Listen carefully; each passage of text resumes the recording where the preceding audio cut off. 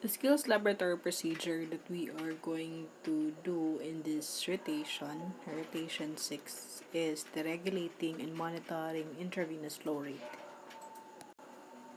This procedure precedes your IV therapy or IV administration procedure during your former or previous rotation. So let us have a review first on starting an intravenous infusion. So as we know, intravenous therapy or IV therapy is an aseptic, okay? Aseptic installation of fluid, electrolytes, nutrients, or medications through a needle into a vein. Okay, so when we say or when we promote the aseptic technique, pasabot ana niya is free from contamination caused by harmful bacteria or viruses or other microorganisms. So it is a surgical procedure or procedure that aims at the complete exclusion of harmful microorganisms. The purposes of doing the intravenous therapy or the IV therapy is to first administer, okay, to administer or to give fluids and chemical substances wherein circumstances prevent the patient from consuming a normal diet or oral liquids. Okay, so in case of hospital admission, most of the patients dili na sila kakaon or they have difficulty in consuming a normal diet and other oral liquids. Maunang kinahanglan sila tauran og IV. Next purpose is to replace fluids and chemical substances when the patient has experienced loss through vomiting, diarrhea, bleeding, and among others. Okay. The third purpose is to provide access to the circulatory system if becomes necessary to administer emergency medications. And lastly, to maintain an access to the circulatory system for the intermittent administration of scheduled medications. Okay, so dinita sa possible nursing diagnosis that we can apply when a patient is on IV therapy. Now, we have the fluid volume excess, okay, or it is called as hypervolemia. Okay, it refers to an isotonic expansion of your extracellular fluids due to an increase in total body sodium content and an increase in the total body water. So mauna siya mahitabo or isa ka possible nga mahitabo when you are on IV therapy. Ngano, you are introducing sodium, okay, you are introducing fluid to your body. Pwede nga kung dili matarong o regulate ang intravenous fluid ni patient, then it will result to fluid volume excess or hypervolemia. Generally, ang kaning fluid overload, it usually occurs from compromise nga regulatory mechanism for sodium and water as commonly seen in some heart failures, kidney failures, and liver failure. And kanang excessive intake of sodium from foods or sometimes sa tambal or IV solutions or kanang mga diagnostic dyes, these are also considered cues of the fluid volume excess. Now, what are the symptoms nga makaingon tag possible nga na fluid volume excess? So, the signs and symptoms include the abnormal breath sounds. So, kani siya nga mga abnormal breath sounds, mo ni siya katong gitawag nato crackles. Okay? We also have altered electrolytes. Ahan natin siya makita. Okay, makita natin yung altered electrolytes sa ato ang sodium potassium count. Okay? And we also have anxiety. We also have azotemia. We have BP changes. Okay, pwedeng taas kayo. Change in mental status, change in respiratory pattern, nagkaubos ang atuang hemoglobin or hematocrit. Okay, natay gitawag nga edema. Natay increase CVP or the central venous pressure. Napod tay gitawag nga ang atuang intake ning exceed siya sa kung pilay output. Okay? So, maihap man nato ng IV fluid intake nato kung ato ang i-minus, pila to ang na-receive at ang pilang present. Okay, so we also have the jugular vein distension. So kana makita ani mo dara na sa ato ang duol sa ato ang neck nga kuan kay siya distended kay siya sa mata maklaro kayong ugat. Okay, we also have oliguria. Magsige lang og ihi-ihi pero ginagmay ang ihi sa patient. Dili sa mahimutang, that's restlessness. Shortness of breath, sometimes orthopnea or sometimes dyspnea. We have tachycardia and we have the third heart sounds or the S3 sounds. Now, kung naatay fluid volume excess, naapot tayo gitawag nga fluid volume deficit. Okay? So, ang kanang fluid volume deficit nato, it is also called as the hypovolemia. It is a condition or a state where kanang fluid output nato ning exceed sad siya sa kung pilay fluid intake nato. So, bali siya sa ato ang previous nga nursing diagnosis. So, mahitabo ni siya when the body loses water, both water and electrolytes from the extracellular fluid in similar proportions. So, kasagaran nga mga sources sa fluid loss are the gastrointestinal tract. Okay? Kanang magsigitag kuan, magsigitag suka. Okay? We have the polyuria. Okay? Kan sigitag ihi-ihi. Okay? Daghan atong ihi. And the increased perspiration. So, unsay mahitabo or unsa ang risk factor sa fluid volume deficit? We have the vomiting, the diarrhea, the sweating, decreased intake, nausea, dili taganahan, inability to gain access to fluids. We have the osmotic diuresis, pwede po na siya third space fluid shifts or coma, mga burns, ascites, and liver dysfunction. So, mo to siya yung mga risk factors for our fluid volume deficit. Okay? So, ang kaning fluid volume deficit na to, pwede siyang acute or chronic condition. Okay? Pwede siya ma-manage sa hospitals, outpatient center, or sa home setting. So, we have the signs and symptoms of the fluid volume deficit. Okay, na ay altered mental state. Si patient moreklamo siya og weakness o kanang sobraan kauhaw. Okay, sometimes accompanied by tachycardia or weak pulse. Naapod tayo weight loss. Okay, depending na siya sa severity of the fluid volume deficit. We also have a concentrated urine. Okay, a decreased urine output. Ang ato ang mucous membranes kay mag-dry. Okay, ang eyeballs nato is sunken. Okay, we have a weak pulse but tachycardic. We also have decreased skin turgor. Kung imuhang ipinch ang skin, itry nimo og binat. Okay, dili din siya mobalik dayon. That's decreased skin turgor. And we have decreased blood pressure, hemoconcentration, and postural hypotension. Now, we also have our third possible nursing diagnosis. We have the altered nutrition, less than body requirements. Okay, so in altered nutrition, less than body requirements, okay, kuan na siya. Ang atuang machine manggod kay mura na siya, or atuang lawas, mura na siya machine na kinahanglan, supplyan. Okay, with the right kind and amount of fuel. So, ang kanang fuel or nga to ang gihisgutan is that refers to the nutrition or the food requirements of a person or patient. So, adequate nutrition is very essential to meet the body's demands. Now, there are several diseases that can greatly affect the nutritional status of an individual. Natay gitawag ng mga gastrointestinal malabsorption, kanang burns, cancer, physical factors like activity intolerance, pain, substance abuse, napod tayo mga social factors, socio-economic factors, naapod tayo trauma, sepsis, surgery, burns, adequate nutrition, and kani nga mga factors or kani nga mga conditions kinahanglan gyud ang adequate nutrition anemia. It is vital to healing and recovery.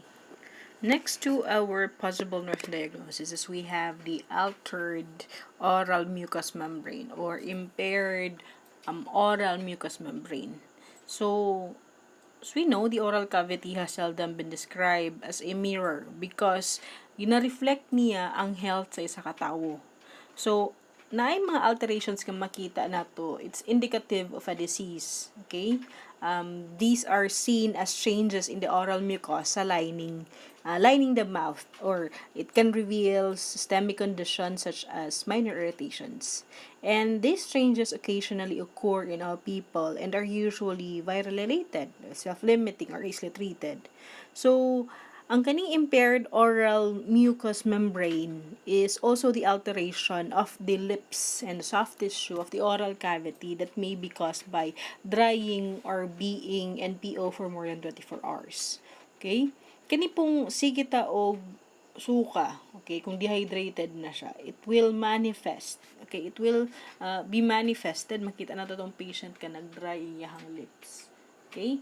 So that is an example of an altered oral mucous membrane. Other possible nursing diagnoses that we can use is we have the self-care deficit, we have the high risk for infection, and then the high risk for injury. One of the factors affecting the flow rate is the age. Okay? So, kung natay pasyente nga bata kayo, of course, gamay-gamay gyud ang size sa iyang vein. Okay? So, vein at the site of the infusion. Kung bata si patient or puya si patient, gagmay kaayo og mga ugat. Now, kung gamay og ugat, pwede nga maglisod si nurse og taod o IV, and at the same time dili ta maka-introduce og mga dinaghan nga fluid because of the size of the vein. Okay? Kung atas-atas mga tigulang kaayo, their vein may be bigger, pero the veins of the geriatric patients, kan mga older patients, kay mga mugbo sa da sila. Tambok siya or dako siya, maklaro siya, pero dili siya straight, and then dili sad siya ingon ana ka stable. Okay, so most likely dali ra na siya mag through and through ang imuhang IV cannula nga naka-insert din ha. Next is the condition of the patient. So kasagaran sa mga patient na to nga ginahatagan og intravenous fluids kay katong mga nagsuka. Okay, mga dehydrated nga patients. Now, when your patient is dehydrated, okay, isa po na sa reason nga nung maglisod o insert ang nurse sa iyahang IV. Okay, sa IV sa patient. Okay, kay dali ra kaayo manghubag ang IV site ni patient. So, kana po mga patient nga burns, okay, na superficial burns, dili ka kadali og hatag or dili ka taka-taka og kaning introduce og fluids ana niya kay kanang naay break sa integrity sa skin ni patient sa kanang mga burn patient. We also have the solution that is used. Now, patients are prescribed with IV solution or fluids based on their electrolyte and fluid volume status. So, kasagaran nila is ginakategorize ng mga IV fluids as colloids or crystalloids.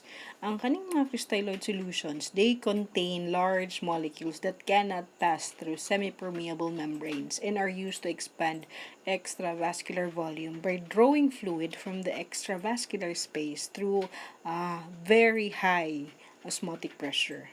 So, example aning mga colloids, kanang mga albumin, mga dextrans, mga hydroxyethyl starches. Okay, so usahay ra kaayo ta maggamit og mga colloid solutions. Okay, we also have the crystalloid solutions. Okay, they contain solutes such as kanang electrolytes nga mo'y gamiton pang replenish sa mga nangawa nga electrolytes sa tuang lawas, or sometimes dextrose. Okay, so these are easily mixed and dissolvable in solutions compared to colloid solutions. Ang kaning crystalloids, mas smaller ang ihang molecules, so maka-flow siya easily across semi-permeable membranes, and which then allows for transfer from the bloodstream padulong dito sa cells and sa tissues. Okay? So,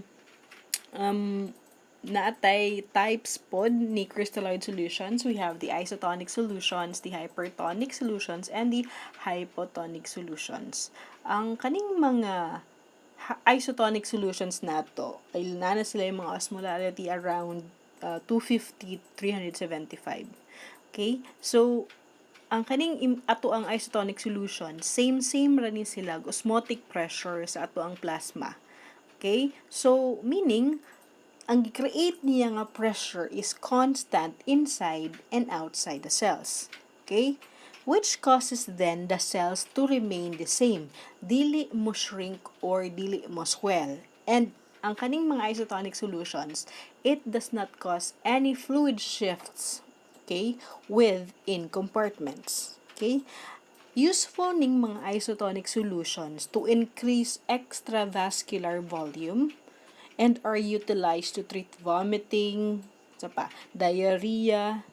We also have shock, okay, acidosis, metabolic acidosis, and for resuscitation purposes and the administration of blood and blood products. Maong kung mag blood transfusion mo, dili mo pwede mo gamit og other solutions other than isotonic solution.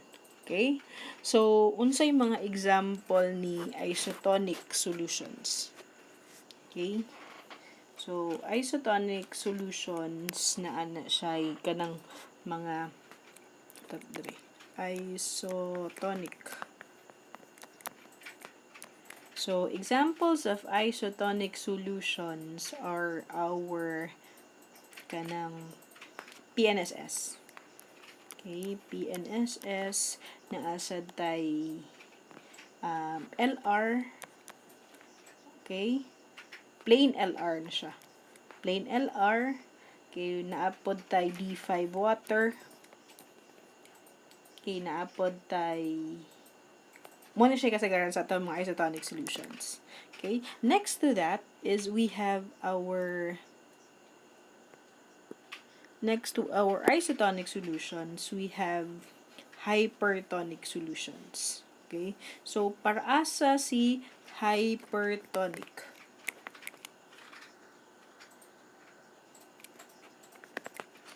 Hypertonic solutions. Okay? Kaning mga hypertonic solutions nato nga ginagamit, they have higher concentration and tonicity of solutes and have the osmolality of equal or greater to 375.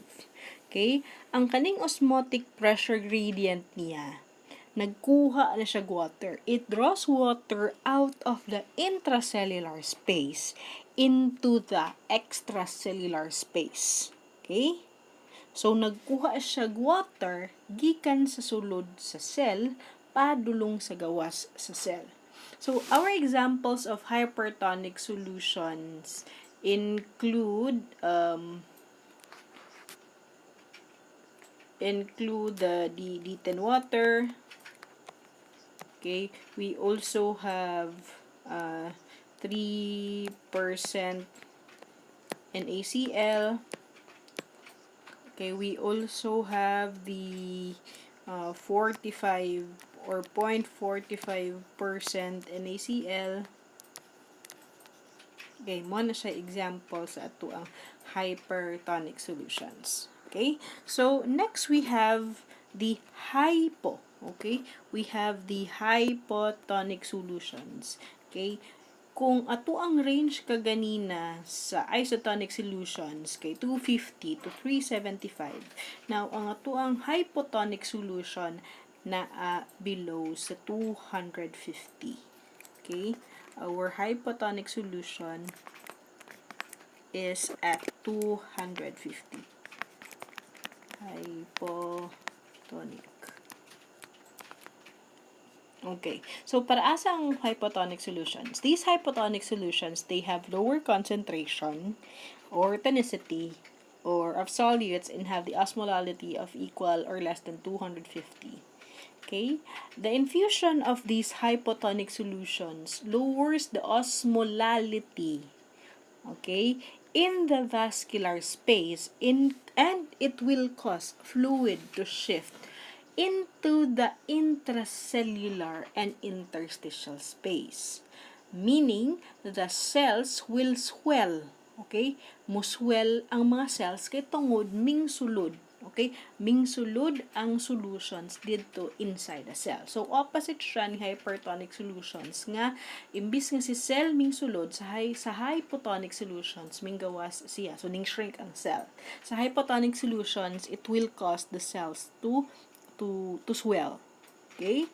So, our examples of hypotonic solutions include our 0.45% NaCl. Okay, naasad tay 0.33 NaCl. We also have the 0.225% NaCl as our example of the hypotonic solution, and then we have the D2.5 water. So, kani siyang mga hypotonic solutions, di kini siya common sa ato ang hospital. Okay, usually ang ginagamit nila is nas mga isotonic solutions or sometimes our hypertonic solutions. Now, depende sa case ni patient. Now, next factor affecting flow rate is we have the manufacturer's drop factor. Okay, the manufacturer's drop factor. Ang kaning mga manufacturer's drop factor, magdepende na siya sa kung unsay IV set nga gigamit ni patient. Okay? Our IV set comes in macro set. Okay, and we also have a micro set. Okay? So, by the way, our drop factor, that is the number of drops required to have any volume of 1 ml. Okay? The number of drops required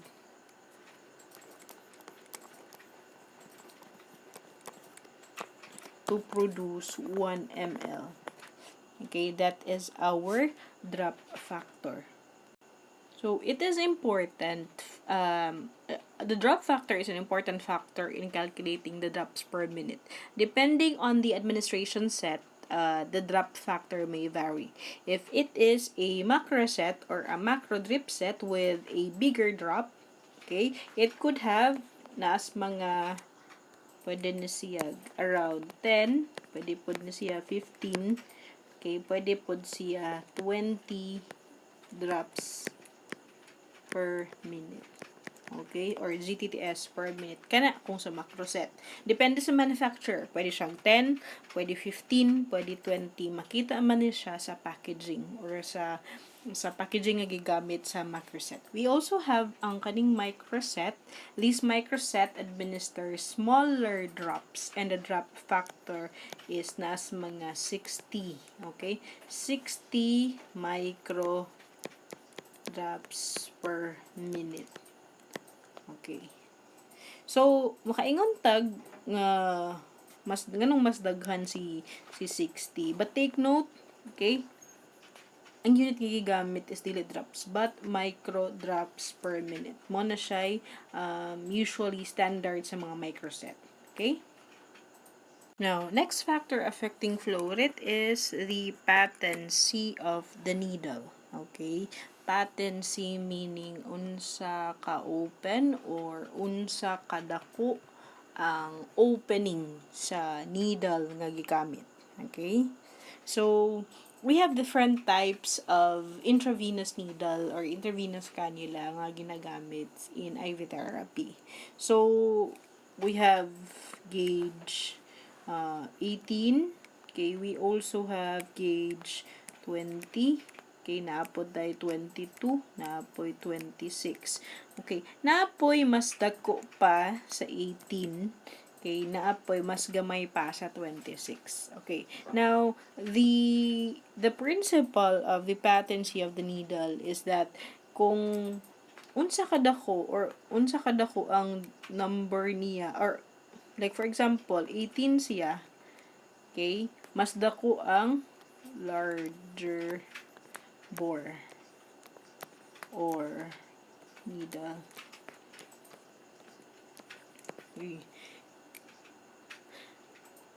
Kung gauge 18 siya, mas dako ang iyang opening.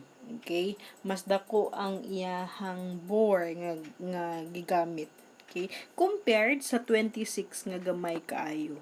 Your gauge 18 is mostly used in kanang patient nga mag-undergo og surgery or kanang possible nga aning abunuhan sila og dugo or mag blood transfusion because we cannot give or we cannot use a smaller needle in the transfusion of any blood products kay madaot ang atuang blood. So kung gamay ang number, mas dako ang size sa needle. Kung taas-taas ang number, mas smaller ang size sa atuang needle. That's it for the patency of the needle. Next, we have the position of the site. Okay, depende kung asa dapita gitaon ang imuhang asa dapita imuhang IV site. Okay, so namo kay usahay nga kung dali siya ma-move. Okay, so most likely mahubag na siya. Okay, so we also have the height of the pole. Okay, kung sobraan kataas ang imuhang pole, okay, di na mo tulo ang atuang IV fluid. Okay? Kung sobraan pod kaubos ang imuhang IV pole or kanang butanganan sa imuhang IV bottle para mahang siya, kung ubos ra kay sa tanan sa kamot nga gibutangan sa imuhang kung asa tong IV site, okay, most likely mo stop po na siya. Dayon mo backflow, okay, ang blood. Okay? And also the kinking of the tube. When we say kinking, kanang mapiko siya. So, that's it for the factors affecting the flow rate. Okay, next we have the types of IV therapy. So, nalay duha ka common types of IV therapy. We have the peripheral IV therapy. Okay, ang peripheral IV therapy, it is given through the asa mandapita, through the arm, okay, pwede sa hand vein, and we also have sa leg or foot vein. Okay? Sa arm, sa mga dagko, or sa hand vein, sa mga dagko, sa mga tigulang, kung kanang bata kay sa nga tanan, mostly, mga bata, kaya di maklaro ang ilahang, kasagaran sa mga bata is dili maklaro ang ilahang IV sa kamot, asa nato siya ginatupok dito sa yahang foot.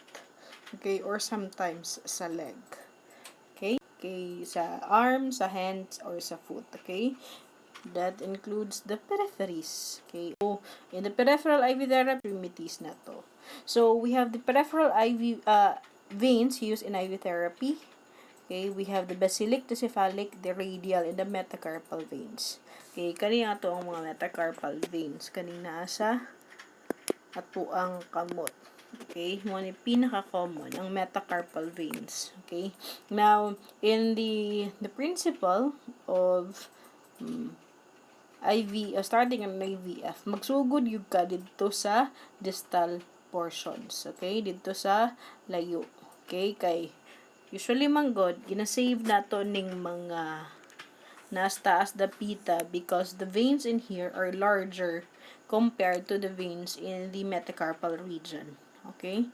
So, last option na nato sila ka ng mga dagko nga veins. So, dito sa tas magsugod sa mga gagmay nga mga veins sa tuwang kamot.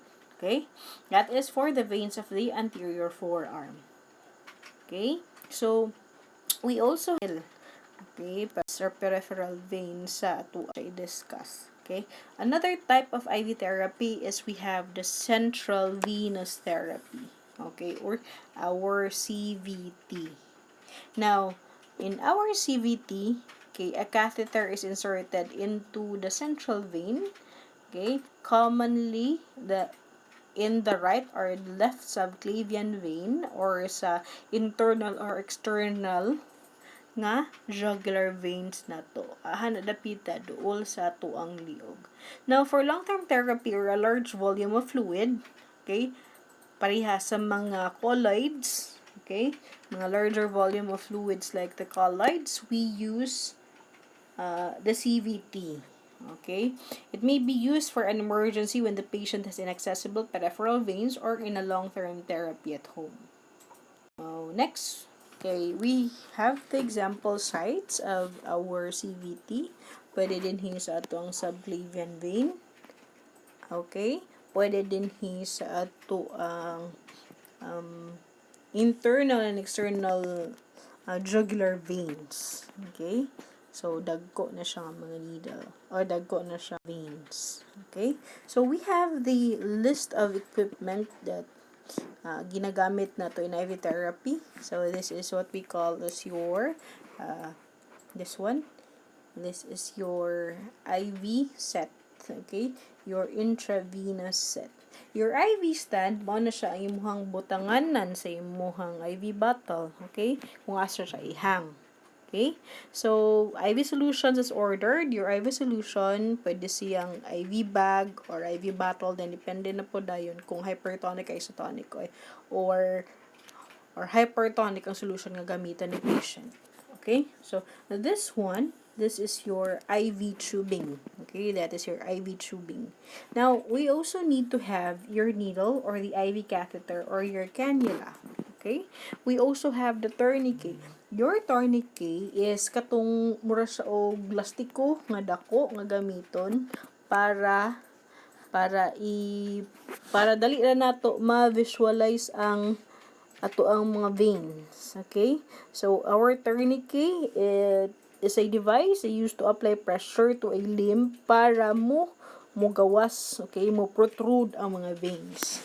Okay? We also have alcohol swabs or cotton balls with alcohol. Okay? Alcohol. Gamiton ni siya pang cleanse sa ato ang or during the venoclysis or the starting of the IV fluid.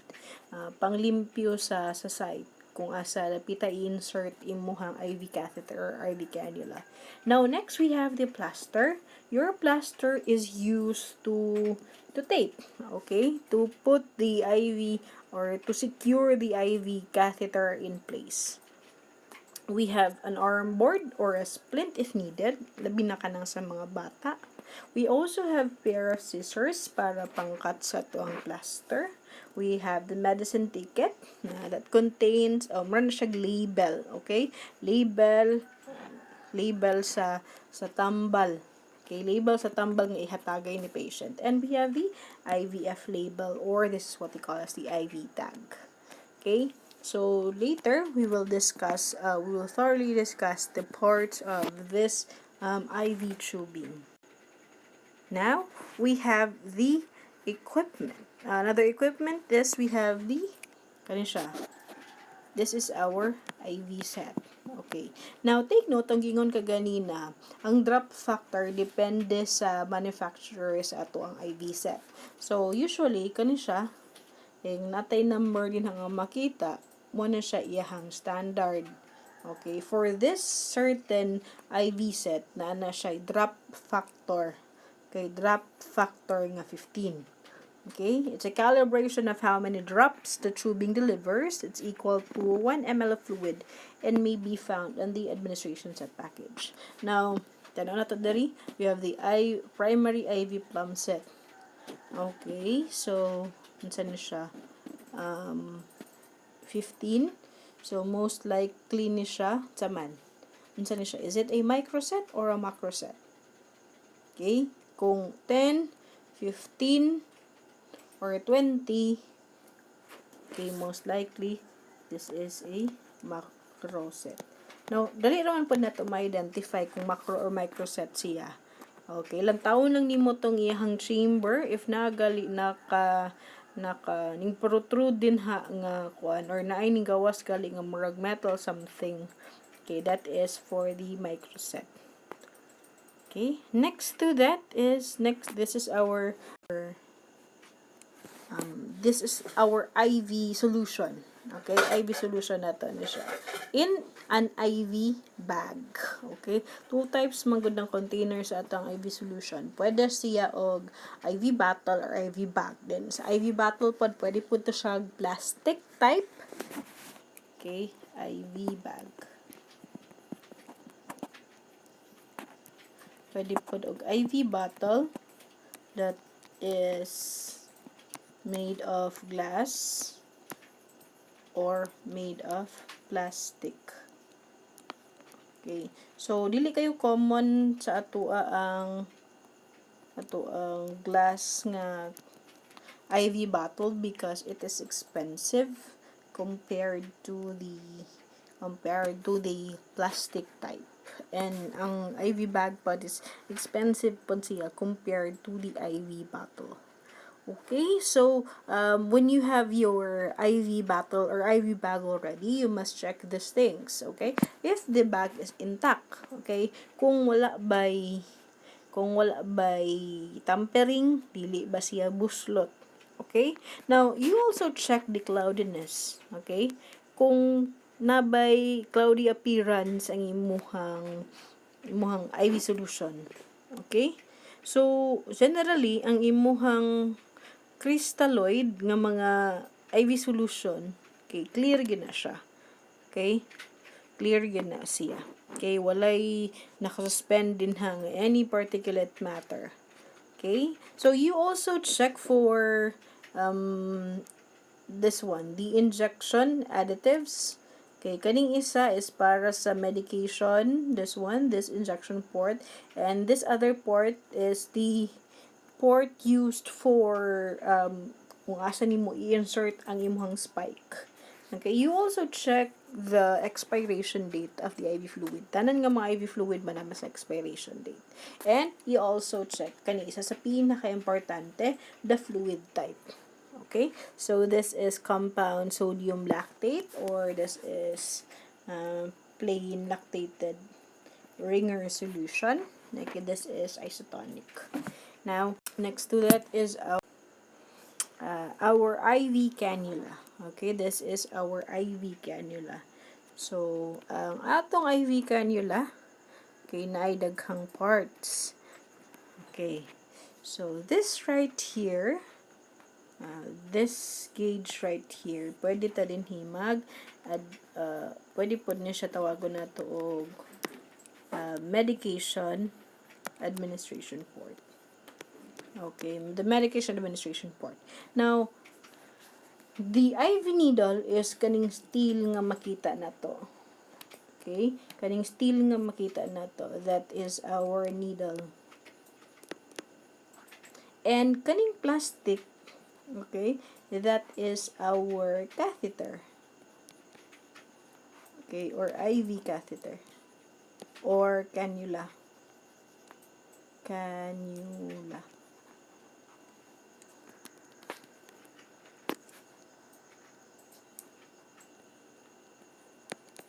Okay. So, mo niya to ang gitawag nga wing.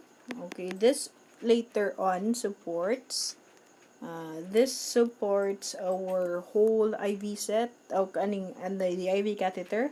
Okay, dira na para dili siya dali maisbog-isbog. Okay?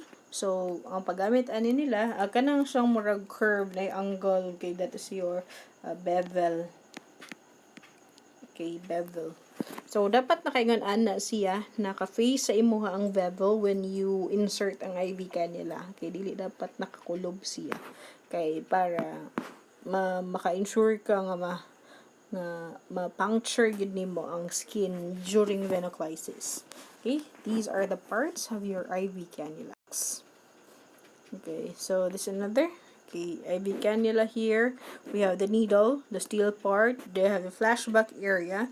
Ang kaning flashback area, okay, ang kaning flashback area, kung mag-insert na gali ka sa imuhang IV, makita nimo nga nakahit na ka og vein, okay, kung naay dugo nga mogawas din sa imuhang flashback area. So, mao na ang isa sa imuhang lantawon if naay ning balik or naay ning flashback nga dugo din dapita. Okay, that's your protective cap. So, if tangtangon nimo na siya, no, matangtag apilang needle, magpabilin dito sa patient, sa veiny patient, ang imuhang catheter. Okay, kaning plastic nga part. Okay, so that's it for the parts of the IV catheter. Next, we have the IV catheter gauge. Okay, so as I've mentioned earlier,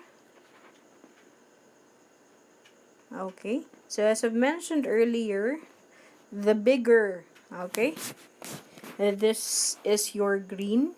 Okay, this is gauge 18. Okay, this is gauge 18. And the pink one is gauge 20. Okay, this blue is your gauge 22. And the yellow one is your gauge 24. Okay, napay color violet, ani, that's gauge 26. Okay, so as you've noticed here, gamay iyang number pero nagkadako or nagkataas ang iyahang needle. Okay? So gauge 16. So kanang mga ginagamit during mag-donate pid ako og dugo, you use gauge 16 or gauge 14. So dako siya sa tanan. Okay? So we have the types of IV set na na-discuss na kaganina. We have the macro drip set. Okay? Na siya drop factor nga 10, 15, or 22 drops per minute. Depende sa kung unsay gigamit sa manufacturer. We also have the micro drip set. Okay, na siya 60 micro drops per minute. Okay? Your volume control set is also called as your Solu set. Okay? I think Solu set or Solu set. Right? So these are the types of the IV. Okay. So mo na siya ang comparison sa ato ang macro set and the micro drip set. So ang kanang nakay makita din nga ning na steel or pointed nga steel or plastic, so that is a micro drip set. Kung wala, okay, macro drip set na siya. Now, these are the parts of your IV set. We have the roller clamp. We have the bag spike. Ang kaning bag spike is, mo ni siya imong gamiton kung mag-insert ka sa imuhang IV tubing dito sa imuhang IV bottle. Okay, dito sa imuhang IV bottle. Sa monay purpose sa imuhang bag spike. Your needle end, okay, kaning needle end nimo, you will remove this protective cap and then dito nimo na siya i-insert. Okay, you will insert this one onto your dito sa imuhang IV cannula. Okay, so mo na siya ang purpose sa imong needle end. This is your injection port. This is where you inject your medications. Okay, injection port. We have the drip chamber. This is where you can check for the drops. Okay, the drops of your set, your IV set. This is an auxiliary clamp. Okay. Pwede man, din sa Philippines, wala kayo sa nagamit ang auxiliary clamp. Gamiton niya siya kung maghatag ka o mag-stop ka og flow. Okay, din hidapita nga area. Depende kung asa nga area ha, ang auxiliary clamp. So, if you move this one, move man na siya to open or to close ang imong auxiliary clamp. Next is we have the information about your drip chamber. So it's just located below the IV bag. Okay, it's below the IV bag. Inside this chamber, we can see the fluid drop down from the bag into the IV tubing. So mo ni siya ang lantawon nato kung mag-measure ta or mag-manually check ta kung pilay drops or drop rate nato. Okay, dra ta mag-ihap. Dra nato lantawon ang tulo.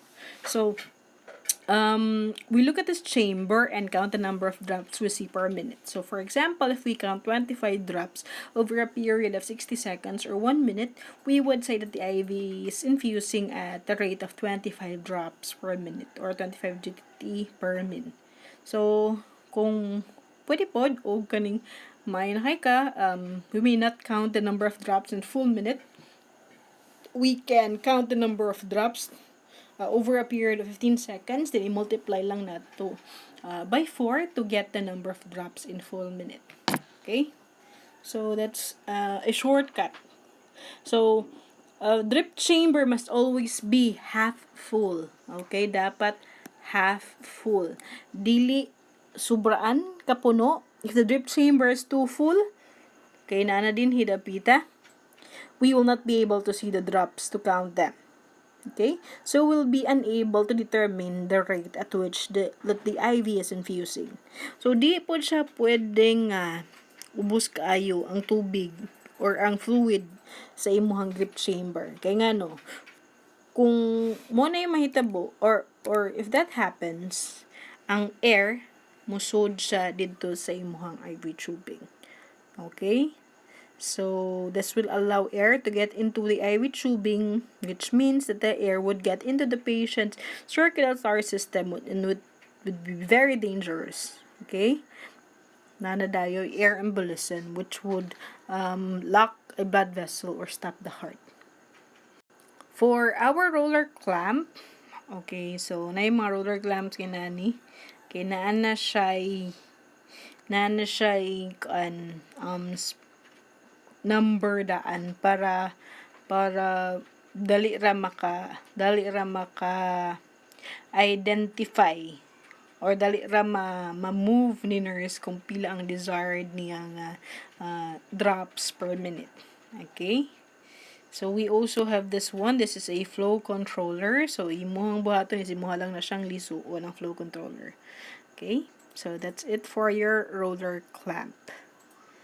Okay, so it is what we use to control the rate at which the IV fluid infuses. And if inarrow nato siya, okay, meaning kung ipaubos nimo siya, meaning muos-os or mohinay ang aga sa imong IV fluid. Pero if i-full nimo siya open, okay, pasaka nimo siya sa taas, fully open siya, paspas kaayo ang tulo sa imuhang IV fluid. Okay. So, all roller clamps on a set of IV tubing should be closed before we attach IV bag, okay, to ensure that no air gets into that tubing. Next is we have the side clamp. Okay, the side clamp. So, muna ko yung kaganina. So, if we want to completely stop the IV from flowing, okay, without having to adjust the roller clamp, so, pwede niyo siyang magamit. So, but this works by pinching ang tubing to completely shut when we slide the tubing to the narrowest part of the clamp. So if we put the tubing here, okay, open siya. But if we place the tubing over here, slide din mo siya din it closes. Okay, it closes temporarily. Now, next to that is your injection port. So, your injection port is where the medicine or fluids other than those in the current IV bag can be injected. Okay, inject nimo dira so that they will infuse into the patient's vein through the IV tubing. Okay? So, kung IV infusion ka, okay, pwede mo siya isagol dito sa imuhang IV bag, pwede man na siya. Okay, pwede po din mo i-direct. Okay? Now, make sure na when you use this one, your injection port, you clean it first. Okay? You clean it first before injecting anything. So, magkuha ka og alcohol for 15 seconds, imo siyang limpyuhan. And then, dry alcohol para makuha nimo ang katong alcohol nga imong i-introduce. Dayon, ay ka mag-inject. Okay? If you want to inject medication or a second kind of IV, so it will not mix with the IV fluid, what you've already detached, and we will use one of the ports located below the drip chamber. That is your next part.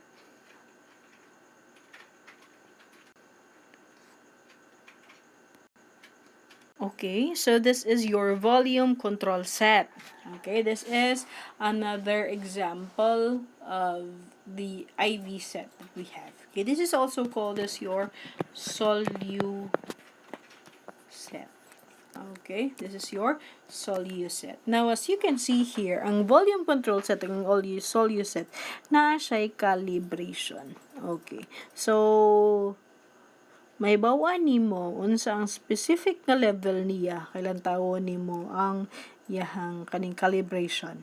Okay, so calibration. So control set is used kasagaran ng mga pedya patient or those patients nga require og mga na definite volume of kaning solutions or medications nga dapat ihatag sa ilaha. So this is how you place or how you how you put in your medication in the volume control set or in Solute set. Okay? So, kani siya is naka-attach na siya dito sa imuhang IV bag. Okay? Naka-attach ni siya sa IV bag ni patient. So, na siya yung spike, and then, kinahanglan mo na siyang okay. Kung magkuha ka og solution, gikan sa imuhang IV bag down to your volume control set, you just simply open this one. So, lantawon nimo kung asa naka-project. So, kung katong dako, so, i-close lang nimo siya. I-open and close. Dayon mo flow na siya dito sa imuhang chamber. Okay. So, usually, pilay kasagaran ginahatag nga a solution din or fluid din gikan din sa imuhang main bottle, balig duha ka oras depende sa imuhang IV flow rate. Okay? So, next to that, i-close din mo siya ang air vents niya. If okay niya, dayon you can administer now your medication. Okay? So, that's how I've said earlier. So, these are the types of your IV solutions. Okay, this is your IV bag, and this is your IV bottle. Okay, in plastic. Alright? Now, nakita nimo na ay change in color. So, instead nga clear siya, transparency, na siya color. This is because of the infused medication.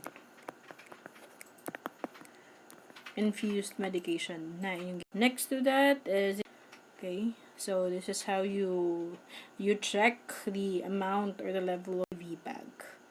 Okay, so this is your outlet port. Mo ni siya ang diri ka mag spike. Okay, this is where your spike goes. Okay, and then kani siyang isa, this is your injection port. Okay, so that's how you spike. Okay, you insert your IV tubing to your IV bag. So, tatahon na nimo na siya. So, pull this one.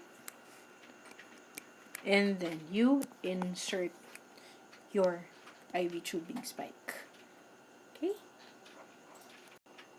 And so, this is your proper procedure on regulating an intravenous flow rate. Okay, so the rationale or the purpose of doing this procedure is first to keep careful watch of the IV flow rate. Okay, to know whether ning sunod ba ka sa pilay gi-require sa doktor.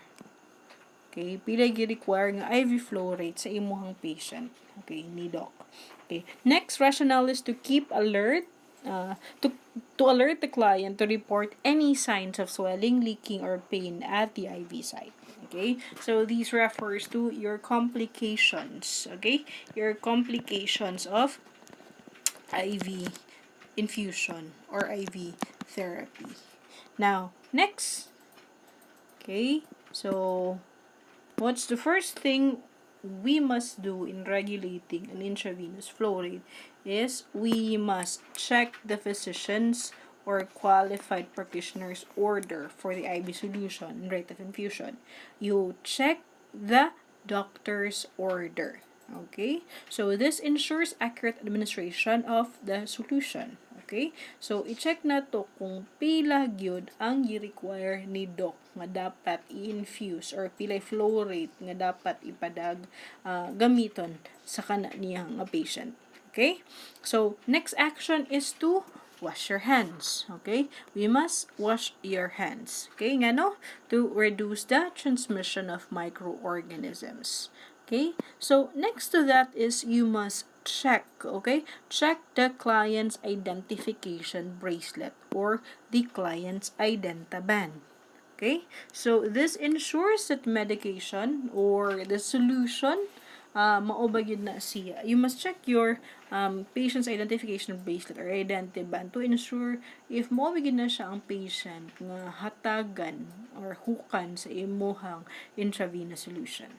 Okay? So, after preparing or checking the identity of the client, then you must now prepare the set for a flow rate. Okay? So, what you will prepare, you'll prepare a paper, okay, and a pencil to calculate the flow rate. And you will review the calibration in drops, okay, per ml of each infusion set. Okay? So later we will discuss the computation of the IV flow rate. Okay? So next to that is we must determine the hourly rate by dividing the total. Okay, total volume by the total hours. Okay, for example, balik ta. Okay, balik ta dito sa itong example kaganina. Instruction, you review the calibration in drops per minute of each infusion and determine the hourly rate by dividing the total volume by the total hours. Okay, so we will check now the hourly rate ni patient. Okay, so let's continue. Calculate the minute based on the drop factor of the infusion set. Okay, so we have already calculated this one. Okay, we've already calculated this, and then we will now set the flow rate. Okay, we will now set our flow rate. Okay. So, in setting the flow rate, kinatay upat ka klase, okay, or upat ka methods in setting the flow rate. Number 1, for regular tubing without device, okay, kung kanang manumano lang siya nga pag-compute, okay, without any device, wala infusion pump, you count the drops in the drip chamber for pila 1 minute. Okay, for 1 minute while watching the second hand of a watch and adjust the roller clamp as necessary. Okay, if milapas siyas 1 minute, paspas ra kaayo, you will adjust. Okay, so mo nang kinahanglan ta o kung mag-duty nanglan ta og watch nga naay second hand. That the digital one, but the second hand. Okay, okay, next, okay, that's for the normal, okay, the normal IV tubing ay gamit. So, if we are going to use the infusion pump, okay, wala natin buhaton, okay, you insert the tubing into the flow control chamber, kinaman ay part sa imuhang ang kanang kumagamit tag infusion pump napo na siya gigamit nga alanis na mura siya part sa tubing nga ma-expand na siya niya didto nimo ibutang ang kuan didto nimo i-open nimo tong infusion pump didto nimo siya i-insert, then ang infusion pump na dayon nimo siya na dayon ang mag-control sa flow. Okay, if na air bubbles, mo alarm na siya. If hapit na mahuman, mo alarm sa mo infusion pump. So, you insert the tubing into the flow control chamber. Okay, you now select the desired rate. So, na dito sa iyahang monitor, sa iyahang mura siya og pad niya dito, iset nimo siya. So, it's usually or generally calibrated in cc or ml per minute. So, butangan nimo dito kung pila siya ka ml per minute dapat mo run. And then, you open the roller clamp, okay, para ang machine na mismo ang mag-regulate. And then, push the start button. Okay, push the start button. Okay, so for the controller, okay, you place the IV bag 36 inches above the IV site, select the desired drops per minute, and then you open the controller. Okay, you open the controller. Okay, so the doctor's order includes pila to? PNSS 1 liter at 40 cc per hour. Okay. Now, take note that when you get a 40 cc per hour, most likely ni siya na as gigamit nga drops per minute. Okay, mo ni kasagaran sa hospital. Okay, kung nakabutang is 4 cc per hour gani, kasagaran ni gipagamit ni doctor is micro tips. Now, depende siya sa hospital, pero mo na siya kasagaran sa hospital na gina-follow. Okay? So, at unsa oras ato siya nag-start, we have 11:06:20 at 6:30 p.m. Now, Based sa ato ang base. Okay, so we will now determine the hourly rate, okay, by dividing the total number of hours. So we have PNSS 1 liter. So ang kaniimuhang 1 liter, okay, your 1 liter is equivalent to pila man? 1,000 ml. Okay, for a liter of for 1 liter, it's equivalent to 1,000 ml. Okay? Now, we have nanatay 1,000 ml na convert na nato siya. Now, nata diri 40 cc per hour. So, ang gigamit nato ani is the microset. Okay? Your GTTS per minute is equivalent to 40 cc per hour. Okay? Because ml is equal to cc. Okay, your ml is equal to cc. So given na kay 40 ml per hour. Okay, 40 ml per hour, 40 cc per hour. Now, what you will do to get the total number of hours nga makonsume ang isa ka litro or 1,000 ml is you will divide 1,000 and 40. Okay? Your 1,000 ml versus or over 40 ml. Okay? That would give you pila. So, we have 1,000 divided by 40. That's equal to 25. Okay? 25 what? Okay, since we have divided both the units, ml, so we're left with hours. So, 25 hours na siya. So, ang isa ka 1,000 ml nimo nga botilya, ma-consume siya in 25 hours. Okay? So, if we have 25 hours here, yeah, we started at 6:30 p.m. So, after 25 hours, the second bottle, or ma-consume niyo siyang isa ka botilya without any complications. Okay? Light infiltration. So, mahurot niya siya og around 7:30 p.m. the next day. Okay? We have 11/7/2020. Okay? So, mo ni siya to ang total infusion time. This is our infusion rate, okay, per hour. This is our given IV fluid level, okay? And this is the time kung kanusaan nato siya mahuman ang isa ka botilya. Okay, so if for example the doctor, okay, let's have this as an example of a doctor's order. Okay, so this is patient Lyra Gomez, okay, under the care of Dr. Medina, 67 years old, okay, female,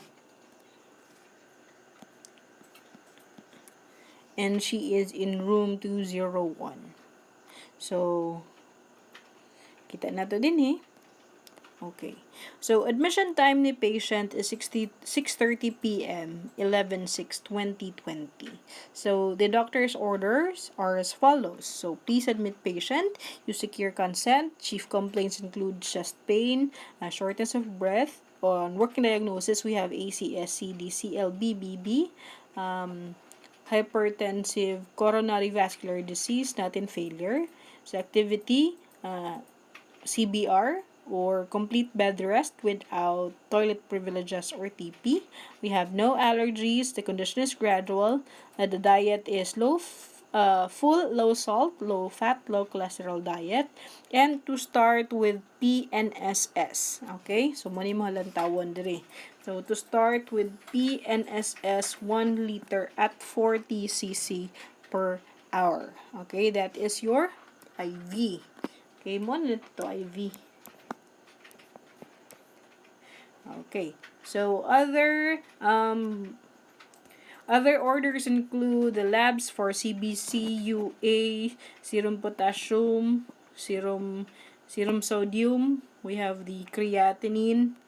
We have the SGPT, ProTime, APTT, and 12 leads ECG and also chest x-ray PA. So medications include aspirin, 80 milligrams, clopidogrel, enoxaparin, atorvastatin, omeprazole, trimetazidine, metoprolol, and the intake and output of the patient should be monitored every shift. Okay, vital signs every 4 hours to refer accordingly. Signed, Dr. Medina. Okay, so this is an example of your doctor's order. Okay, so nanatay na notice din hino. Kaning start PNSS 1 liter at 40 cc per hour. And also take note of the patient's admission time. It's 11/6/2020, 6:30 p.m. Now, okay, so to continue, you open the roller clamp and count the drops for 1 minute to verify the rate. Okay, katuta nakita to kaganina nga murag na kay lisuon. So that's an example of a control roller. For the volume control device, okay, place the device between the IV bag and the insertion spot of the IV bag. Fill with 2 hours amount of the IV fluid. Okay, and count the drops per minute. So, para ni siya katong sa Solute set. Okay, so meaning, kung pila tong imuhang IV flow, imuhang ang gi-require sa doctor nga IV flow rate sa patient. Okay, balik duha ka oras adto. Okay, balik duha ka oras na IV fluid ang imong ipuno or imong i-fill dito sa chamber ni volume control device. Okay? So, if na-regulate na nimo properly, okay, you will then monitor the infusion rates and IV site for infusion, for infiltration. Okay? Nga no? We cannot guarantee the full the device to fully work as desired because there are some devices that may need troubleshooting. Okay? So, after monitoring the infusion rate, you will then wash your hands and you should inform your patient to report any swelling or pain at the IV site. Okay? So, for the evaluation, okay, dapat there are no complications noted. So, that's it for the regulating of the IV flow rate.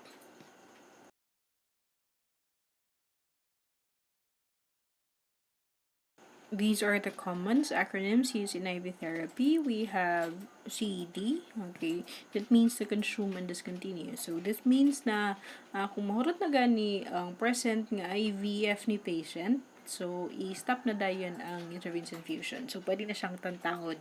So, if it is KVO or keep vein open, meaning nas around 10 to 15 drops per minute ang flow rate sa IV ni patient. Okay, just to keep the vein open para patent gihapon ang vein. Okay? So, when we see sa chart sa patient nga na IDC, that means to discontinue. Okay? Meaning undangon siya. Okay? To discontinue any medications or IV fluid nga gihatag ka patient.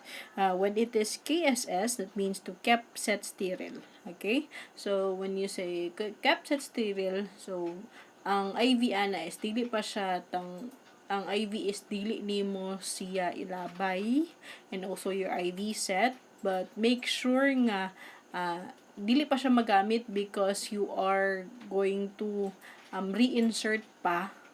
Okay, mag-perform reinsertion of your IV kanila kay tungod na dislodge ba kaha ang IV ni patient or ni hubag kinahanglan nimo siyang i-transfer sa pikas na kamot. So you must keep your IV set sterile. So dapat dili siya nakadanggol maski asa dapat i-cover siya para dili siya mahugaw.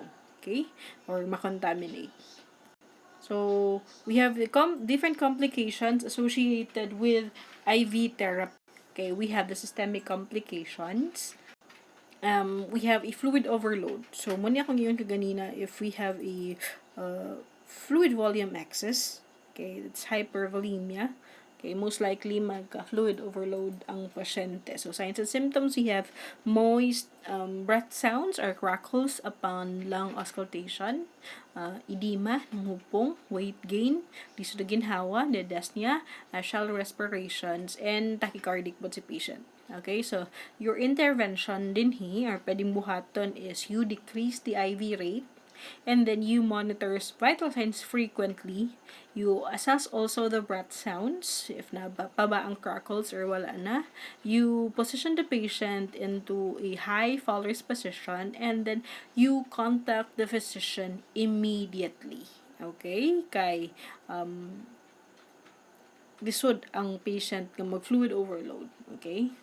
So, we have the air embolism. Okay, air embolism is manifested by dyspnea and cyanosis. Okay, so lisod na ginhawang pasyente, cyanotic pa gyud siya, kinalago mo yung pasyente.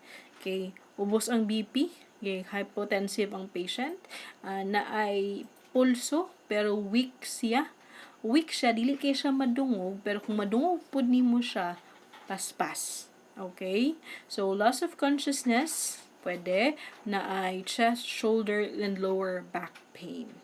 Okay? So, your interventions, you clamp the cannula. Okay? Stop the infusion. You clamp the cannula. You place the patient on the left side in the Trendelenburg position. So, naka-Trendelenburg si patient at the same time, padong sa left. Okay, padong sa iyang left. You assess the vital signs and the breath sounds and give oxygen. You also you also inform the physician right away. In septicemia and other infections, okay? So, naay infection nganing kalat, kay circulatory infection at septicemia. In other infections, we have signs and symptoms of abrupt temperature elevation, naghilanat si patient. You may experience backache or headache. There is tachycardia and bradycardia. Okay, so you also experience nausea and vomiting, diarrhea, chills and shaking, and the general body weakness or the general malaise. Okay, for the prevention, you must observe strict aseptic technique. You examine the IV bag for any cracks and leaks. If naa, you replace the IV bag immediately, and you inspect the IV site daily. Okay, you inspect the IV site daily. Assess nimo if nabay nag-red and inflamed ba siya. And you replace the peripheral IV cannula every 48 to 72 hours. Okay, so that's 48 to 72 hours. So 2 days. Okay, 2 days to 2 days to 3 days. Okay, dapat nimo siyang ilisan ang IV cannula. Okay, for the local complications associated with therapy, we have infiltration. Okay, this is an intentional administration of non-vesicant or medication into the surrounding tissue. Naitabo ni siya kung ang imong IV cannula na dislodge siya or ning perforate siya dito sa wall of the vein. Meaning, ning gawas siya sa ugat, ning through and through. So, asa padulong ang mga fluids, okay, dito sa surrounding tissues. Wala na siya napadong dito sa ugat. Okay? Ninggawas ang imuhang cannula. Okay? Ninggawas ang cannula dito sa ugat, ang mga fluids ting padulong sa surrounding tissues. Mao na siyang naay panghupong. This is characterized by edema around the insertion site. So, ning hupong siya, ning hubag siya. Sometimes there can be a leakage of the IV fluid from the insertion site. Naay discomfort. Okay? Naay coolness from the area of infiltration and a significant decrease in the flow rate. Tinga ka, naghubag ang kamot sa pasyente na naka-feel siya discomfort or sakit baka ha or murag ng hugot na at the same time wa na nagtulo or ninghinay ang tulo sa imuhang IV. So that means the IV site is infiltrated. So the intervention for this is to remove your IVF and then you transfer it to another site. Okay.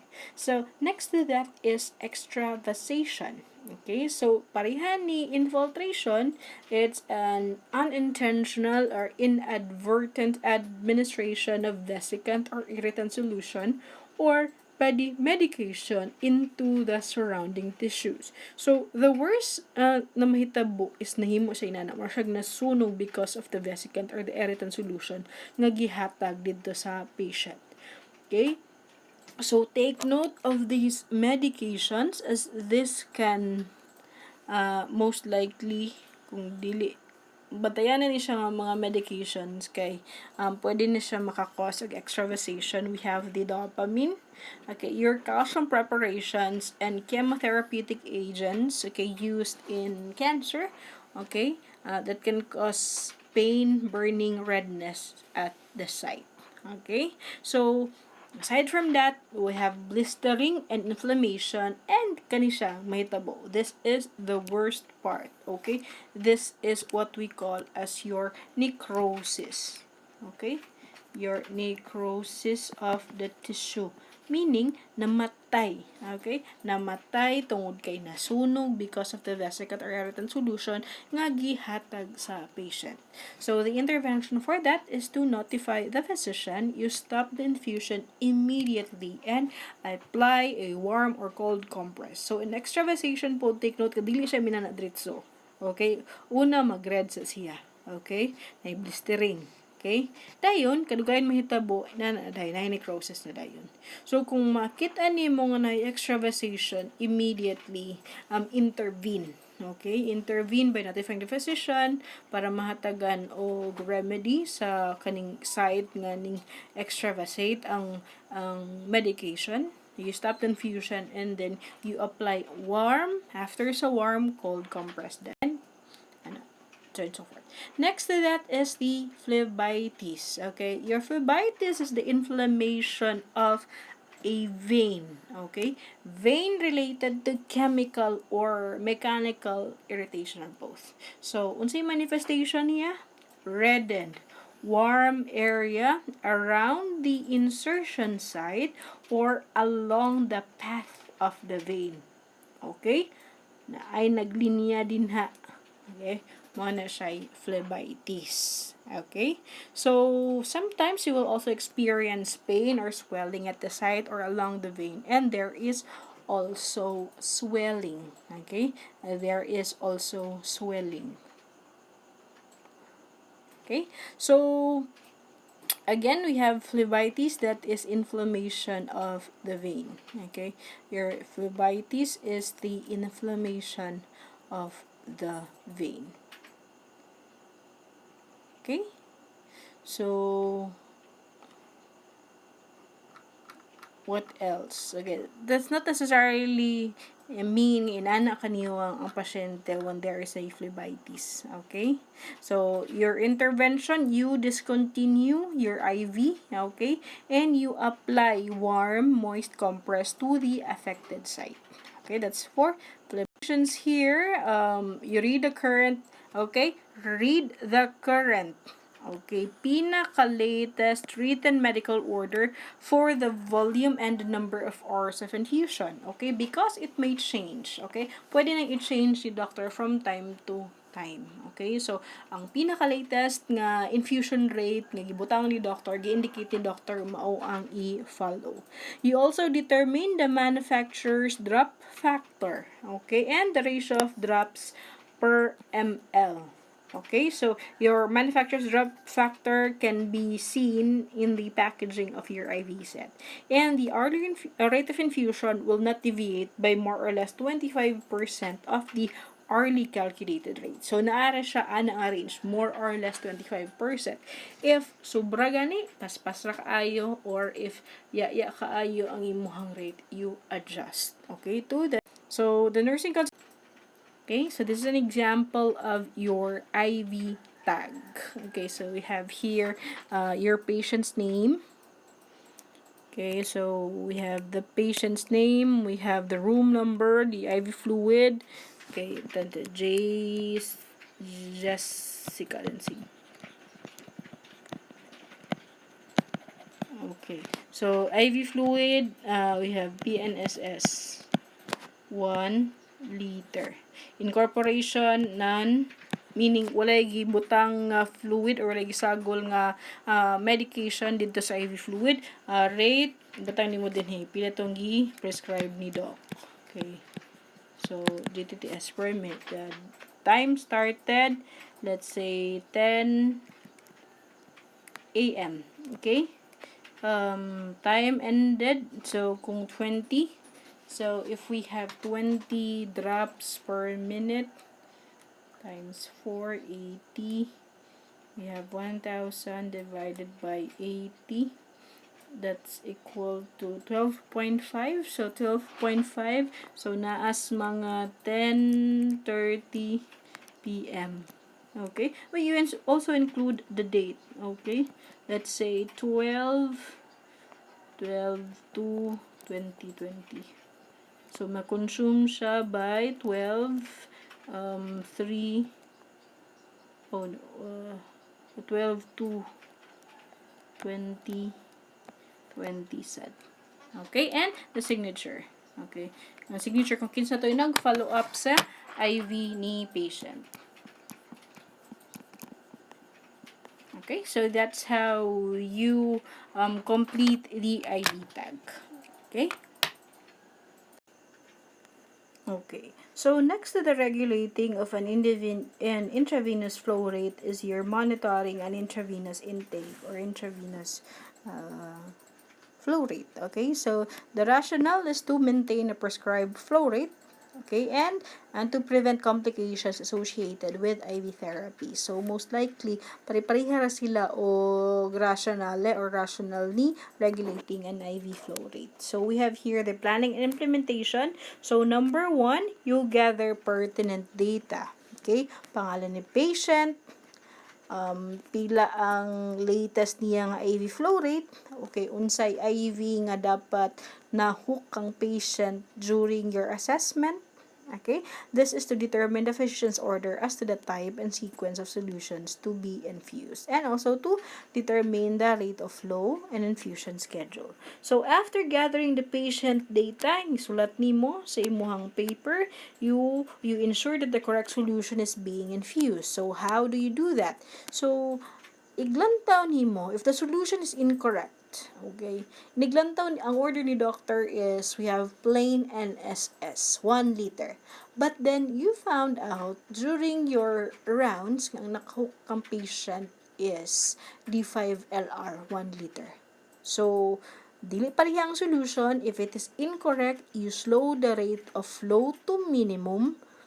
Okay, very slowly, and if the infusion is terminated, the client will have to, or if necessary nga, i-transfer, okay, iundang to siya nga site para i-transfer sa lain nga site. In the case of kanang blood transfusions, the client will have to have another venipuncture, meaning taura na pud siya dagom ug balik before the new solution is administered. Okay, you report the error to the nurse in charge and change the solution to the correct one. So the reason for doing this is to maintain the patency of the catheter, and please take note that other agencies, other hospitals may have different policies about how to and to whom to report an incident. So, IR, okay, incident report. So, third to that is you observe the rate of flow every hour, okay, every hour. So, how do you do that? Number 1, you compare the rate of flow regularly. For example, every hour against the infusion schedule. Kung 20 drops per minute ang gibutang sa doctor din sa latest doctor's order, dapat inig-check nimo after an hour, after 2 hours, pareha ra pod siya nga 20 drops per minute. Okay? So, if the rate is too fast, pahinayan. Okay, so that the infusion will be completed at the planned time. Okay, so dili siya pwede nga ma-advance. Okay, dili po siya pwede ma-delay. Okay, what if ma-advance? Meaning, paspas ra kaayo ang infusion. Okay, yun say problema, fluid overload. Okay, so infusions that are off schedule can be harmful to a client. So, It can be, pwede mag-hypovolemia si patient, pwede po mag-hypervolemia si patient. So, solutions administered too quickly may cause a significant increase in the circulating blood volume. Okay, hypervolemia may result in pulmonary edema and cardiac failure. So, once ay mga signs of cardiac failure, we have the dyspnea, reduced urine output, edema, weak and rapid pulse, and the shallow rapid respirations. Once po yung mga manifestations ni pulmonary edema, we have the difficulty of breathing or the dyspnea, you have the coughing, we have the frothy sputum, and we have RALS. Okay, this is RALS. RALS on lung auscultation. Okay, so next to that,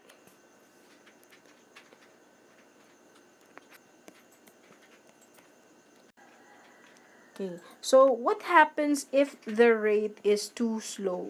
Okay, kung yayara kayo ang flow rate niya.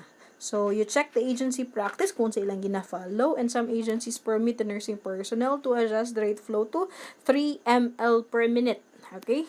So, i-adjust siya 3 ml per minute or less. Okay? So, pwede po above 3 ml per minute. Okay? It may require physician's order, pero dapat naaragid siya sa mga at least mga 25% sa kung pila to i-suggest sa physician sa iyang doctor's order. So, a solution that is administered too slowly can supply insufficient fluid, electrolytes, or medication for client's needs. So, mag-hypovolemia na po noon sa patient. Kulang ra kay sa tanan. So, you inspect the patency of the IV tubing and the needle. Meaning, i-inspect nimo if patent pa ba siya, open pa ba siya, dili ba siya infiltrated. And then, by doing that, you arrange the tubing so that it is slightly coiled and under no pressure. Okay, meaning, i-arrange nimo og tarong ang katong IV set nimo kung wala ba siya napiko, napilo. Okay? And under no pressure.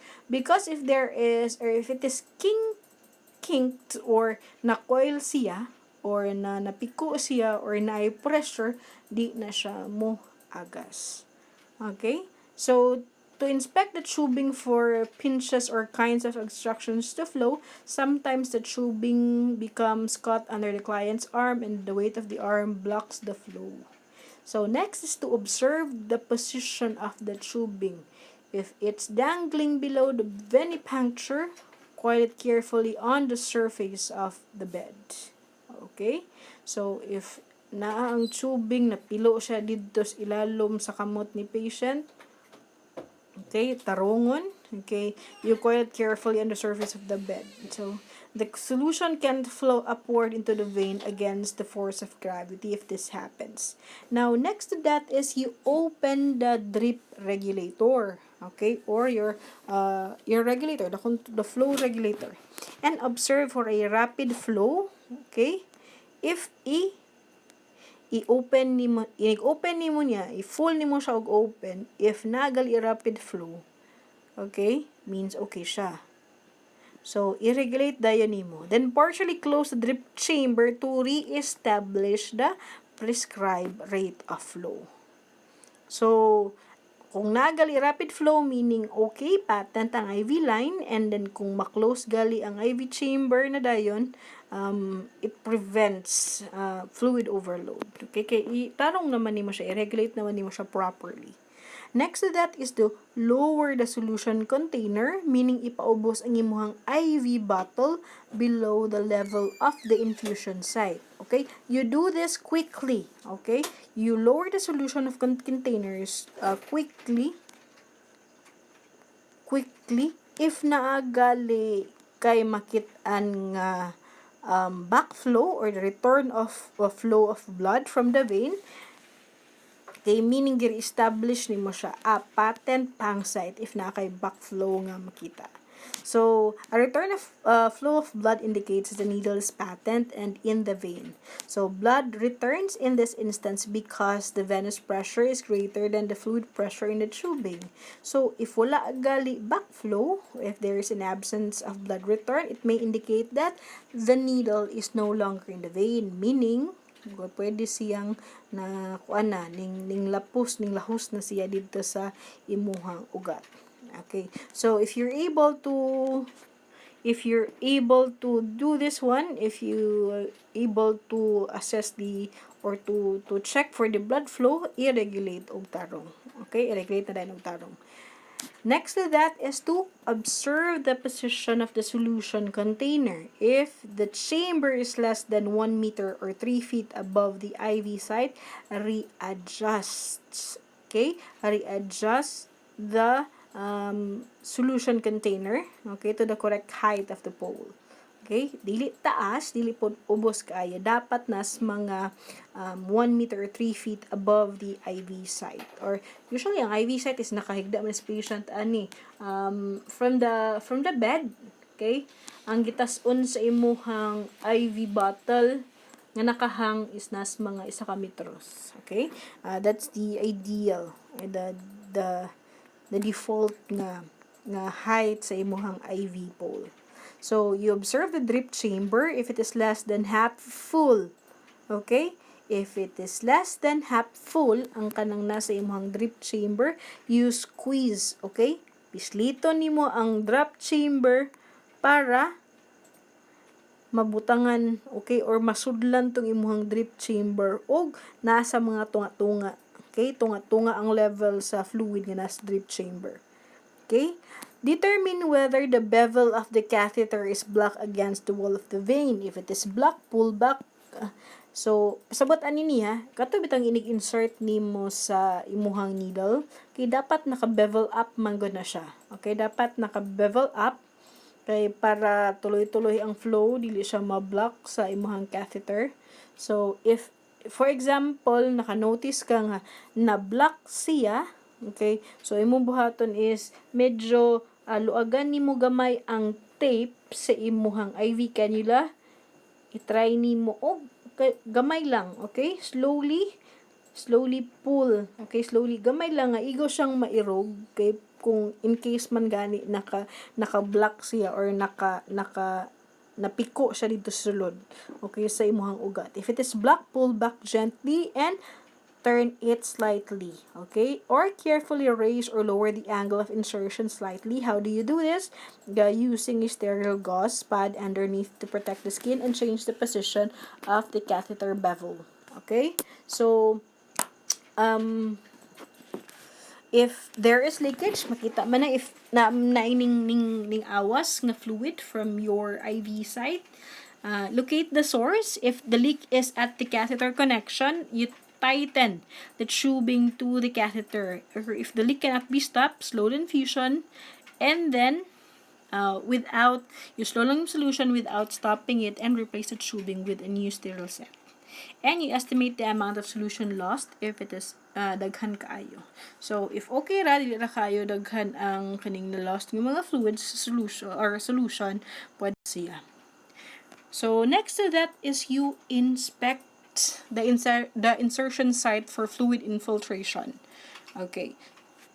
Now, the manifestation or to ascertain the presence of infiltration, ay ipalpate nimo. Okay? You will palpate imuhang gunitan. Okay, feel nimo ang surrounding tissue if nanghupong ba siya, if there is edema. Okay, ma-feel man na nimo kung nanghupong or wala. Okay, you feel the surrounding skin for changes in temperature. May ilhan niya kung the escape of intravenous fluid into the interstitial tissues. It usually near the intravenous site often causes swelling or the edema. So in such case, the needle becomes dislodged from the vein and the intravenous flows into the subcutaneous tissue. So unsay signs sa infiltration, we have swelling, coolness, okay, ngut-ngut ang site, pale ang site, and there is a slight discomfort. Okay, that is for your infiltration. So, what will you do if there is infiltration? So, Hinayan? Okay? So, if infiltration is not evident but the infusion is not flowing, determine whether the needle is dislodged from the vein. So, unsay buhaton, gently pinch the IV tubing adjacent to the needle site. Okay? So, imuhang lukuton.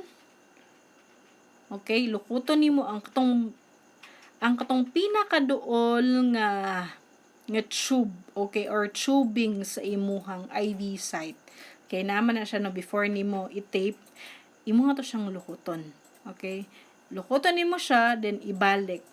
Okay? If na-reestablish na nimo ang flow, okay na. So, if dili yun, you use a sterile syringe, magkuha kag sterile syringe, butangan nimo og saline to withdraw fluid, or you will withdraw a fluid from your plastic bottle, di ba? Duha man to kabuk imuhang port sa imuhang IV bottle. So, magkuha kag aspirate kag fluid dito, maigog mga 3 cc or 5 cc. Okay? Dayon, i-inject nimo siya dito sa kuan. Dito sa imuhang injection port. So, nag-inject nimo if ma-establish na nimo ang for this procedure, use sterile syringe to withdraw fluid from the rubber at the end of the tubing. If naagali blood, okay siya. Then ibalik if the blood does not return, so discontinue the intravenous solution. Okay? So, dapat na kay makita nga backflow. Okay? So, next to that is you inspect the insertion site for phlebitis or the inflammation of the vein. So, if you can see phlebitis, you discontinue the infusion and apply warm compress to the venipuncture site. Okay? So, di na to siya gamiton nga site again if mag-reinsert ka. Next is you inspect for intravenous site bleeding. So, this is evident kung magdugo ang site. Okay? So, kung magdugo siya or bleeding sa site, so, pwede man good siyang makakos og pwede siya nga ma-stop ang flow. Oozing or bleeding into the surrounding tissues can occur while infusion is freely flowing, but more likely to occur after the needle has been removed from the vein. So, after inspecting or monitoring the site for any complications, you teach the client to maintain the infusion system. For example, call for assistance if the infusion stops, dripping, or the venipuncture site becomes swollen. So, ingnon sila nga tawagon si nurse. Okay? So, you avoid sudden twisting or turning movements of the arm with the needle or catheter. Okay? So, if mga bata, ang pasyente, so, i-inform ang mama or ang papa or ang caregiver ang tigbantay sa bata nga dili pa lihok-lihokon. Okay? Avoid sudden twisting or turning. Okay? You also avoid stretching or placing tension on the tubing. Okay? Kay mo facilitate na siya o blockage sa imuhang flow. Okay? Try to keep the tubing from dangling below the level of the needle and notify the nurse if there is a sudden change in the flow rate or ning stop ang flow sa IV. Okay? I-inform si nurse kung hapit na mahurot ang IV solution or dili anang aya pa i-inform si nurse kung hurot na gyud or nahubsa na ang pasyente. Okay? You also inform the nurse if there is blood in the tubing, okay, and discomfort or swelling is experienced at the IV site. Okay?